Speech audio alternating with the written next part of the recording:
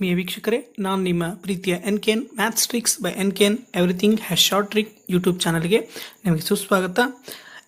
ಸ್ನೇಹಿತರೆ, ಈ ಒಂದು ವಿಡಿಯೋದಲ್ಲಿ ನಾವು 6ನೇ ತರಗತಿಯ ಬ್ರೈನ್ ಟೀಸರನ್ನು ಸಾಲ್ವ್ ಮಾಡೋಣ. ಇಲ್ಲಿ 25ನೇ ಬ್ರೈನ್ ಟೀಸರು.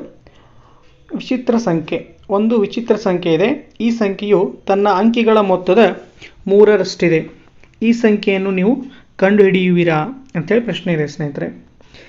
ಈಗ ಅವರ ಪ್ರಕಾರ ಏನಾಗ್ತಿದೆ, ಒಂದು ಸಂಖ್ಯೆ ಇದೆ, ಅದು ತನ್ನ ಅಂಕಿಗಳ ಮೊತ್ತದ 3ರಷ್ಟಿದೆ. ಅಂದರೆ ಅದು ಒಂದು 2 ಅಂಕಿ ಸಂಖ್ಯೆ ಆಗಿದೆ ಅಂತ ಅನ್ಕೊಂಡ್ರೆ 10x + y ಅನ್ನೋದು ಏನಾಗಿರ್ಬೇಕು ಸ್ನೇಹಿತರೆ, ಅಂಕಿಗಳ ಮೊತ್ತ. ಇಲ್ಲಿ ಅಂಕಿಗಳು y ಮತ್ತು x ಆಗಿರ್ತವೆ. ಇವುಗಳ ಮೊತ್ತದ 3ರಷ್ಟು ಇರಬೇಕು. ಅಂದರೆ x + y ಇದರ 3ರಷ್ಟು ಇರಬೇಕು. ಅವಾಗ ಏನಾಗ್ತಿದೆ, 10x + y 3x + 3y. Okay ಸ್ನೇಹಿತರೆ, ಈಗ ಇಲ್ಲಿ ಏನಾಗ್ತಿದೆ, 10x ಇದೆ, ಇಲ್ಲಿ 3x ಇದೆ. ಬಲಗಡೆಯಿಂದ ಎಡಗಡೆ ತೊಗೊಂಬಂದ್ಬಿಟ್ರೆ ಇದು 7x ಆಗ್ತಿದೆ. ಈ ಪ್ಲಸ್ y ಎಡಗಡೆಯಿಂದ ಬಲಗಡೆ ಹೋದರೆ ಅದು +3y - y ಆಗಿ 2y ಆಗ್ತಿದೆ. ಓಕೆ ಸ್ನೇಹಿತರೆ, ಈಗ ನೀವು ಇಲ್ಲಿ ಗಮನಿಸಿದರೆ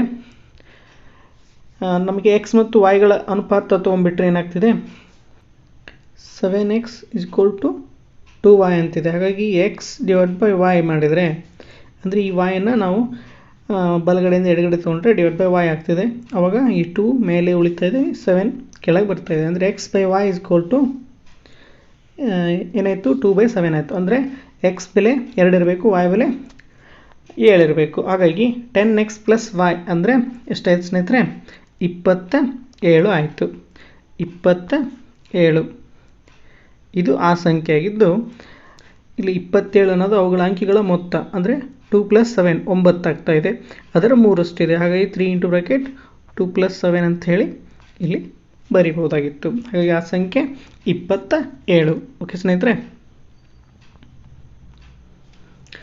ಈಗ ಮುಂದಿನ ಪ್ರಶ್ನೆ 26ನೇ ಪ್ರಶ್ನೆ. 10 ಸಸಿಗಳನ್ನು ಪ್ರತಿ ಸಾಲಿನಲ್ಲಿ ನಿಖರವಾಗಿ 4 ಇರುವಂತೆ ಸರಳ ರೇಖೆಯಲ್ಲಿ ನೆಡಬೇಕಾಗಿದೆ.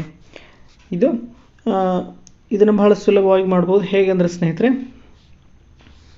ಈಗ ನಾವು ಈ ರೀತಿ ನಕ್ಷತ್ರದ ಆಕಾರದಲ್ಲಿ ನಿಲ್ಲಿಸಿದರೆ ಆವಾಗ ನಮಗೇನಾಗ್ತಿದೆ, ಪ್ರತಿ ಸಾಲಿನಲ್ಲಿ 4 ಇರುವಂತೆ.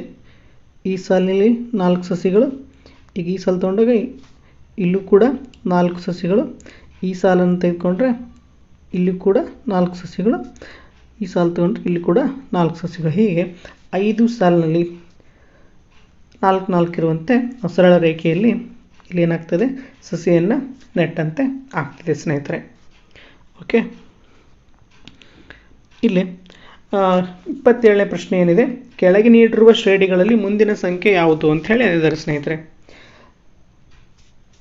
ನಾವಿಲ್ಲಿ ಗಮನಿಸಬಹುದು, 1, 5, 9, 13, 17, 21. ಇಲ್ಲಿ ಗಮನಿಸಿಬಿಟ್ರೆ ಎರಡು ಸಂಖ್ಯೆಗಳ ನಡುವಿನ ವ್ಯತ್ಯಾಸ 4 ಇದೆ. ಅಂದರೆ 4ಅನ್ನು ಸೇರಿಸುತ್ತಾ ಹೋಗ್ತಾ ಇದ್ದಾರೆ ಸ್ನೇಹಿತರೆ. ಹಾಗಾಗಿ 21ಕ್ಕೆ 4 ಸೇರಿಸ್ಬಿಟ್ರೆ ನಮ್ಮ ಸರಿಯಾದ ಉತ್ತರ 25 ಬರ್ತಾ ಇದೆ.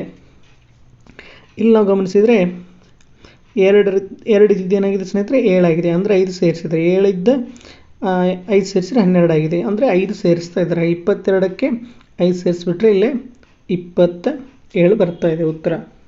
ಅದೇ ರೀತಿ 2, 6, 12, 20, 30. ಇಲ್ಲಿ ಗಮನಿಸಿದರೆ 2ಕ್ಕೆ 4 ಸೇರಿಸಿದಾಗ 6 ಆಗಿದೆ, 6ಕ್ಕೆ 6 ಸೇರಿಸಿದಾಗ 12 ಆಗಿದೆ, 12ಕ್ಕೆ 8 ಸೇರಿಸಿದಾಗ 20 ಆಗಿದೆ, 20ಕ್ಕೆ 10 ಸೇರಿಸಿದರೆ 30 ಆಗಿದೆ. ಅಂದರೆ 2, 4, 6, 8, 10 ಕ್ರಮವಾಗಿ ಹೆಚ್ಚು ಮಾಡಿದ್ದಾರೆ. ಅಂದರೆ ಈಗ ನಾವು ಇಲ್ಲಿ 12ಅನ್ನು ಹೆಚ್ಚು ಮಾಡಬೇಕು. ಹಾಗಾಗಿ ಸರಿಯಾದ ಉತ್ತರ 42 ಆಗ್ತಿದೆ.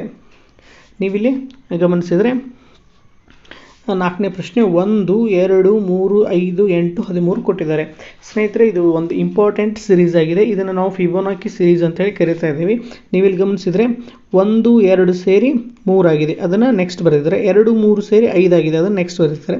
3, 5 ಸೇರಿ 8 ಆಗ್ತಿದೆ, ಹಾಗೆ 5, 8 ಸೇರಿ 13 ಆಗ್ತಿದೆ. ಅಂದರೆ ನಾವು ಈಗೇನು ಮಾಡಬೇಕು ಸ್ನೇಹಿತರೆ, 8, 13 ಸೇರಿದರೆ 21 ಆಗ್ತಿದೆ. ಹಾಗಾಗಿ ಸರಿಯಾದ ಉತ್ತರ 21 ಅಂಥೇಳಿ ಇಲ್ಲಿ ಹೇಳ್ಬೋದು. ಇದನ್ನು ಫಿಬೋನಾಕಿ ಸೀರೀಸ್ ಅಂತ ಹೇಳಿ ಅಂತ ಇದೀವಿ ಸ್ನೇಹಿತರೆ. ಇದು ನೆನಪಿನಲ್ಲಿ ಇರಲಿ.